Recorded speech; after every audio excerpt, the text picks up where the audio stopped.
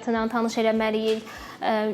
uşaqların söz ehtiyatını artırmalıyıq, həm müxtəlif oyunlar, hər hansı bir səhnəcik qurmaqla uşaqlar o səhnəni canlı şəkildə yaşayaraq, daha vizual şəkildə həm də öyrənmiş olurlar. Nəinki hər hansı bir sözü oxuyaraq, bilirik ki, yəni göz yaddaşı daha effektlidir bu sahədə. Və nə qədər ki, maraqlı şəkildə müxtəlif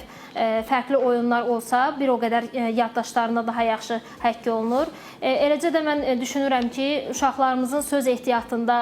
müəyyən qədər problemlər var və bunun da qarşısını almaq üçün yay tətillərində hər hansı bir əsərlər və yaxud da hər hansı bir hekayələr, kiçik yaş qrupunda daha çox hekayələr və şeirlər tələffüzünü açmaq baxımından rol oynayır və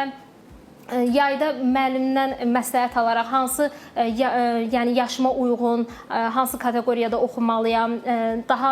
belə deyək, özünə uyğun mövzuda, marağı olan bir mövzuda bir seçim verməklə daha uyğun olar və eləcə də daha sonra yay tətilində bu mövzunu bitirdikdən sonra sentyabrda onu müzakirə eləyərək bir debat formasında öyrəndiklərini, nəyi öyrəniblər, belə deyək, nəyi başa düşüblər, eləcə də onun yerində olsalar necə fikirləşərlər, sanki əsərin obrazı özüymüş kimi canlandıraraq daha belə canlı formada özlərini onların yerinə qoysalar daha gözəl olar. Əlbəttə, amma yenə də Azərbaycan dili və ədəbiyyat fənni baza fənn olaraq, təməl fənn olaraq qalmaqdadır.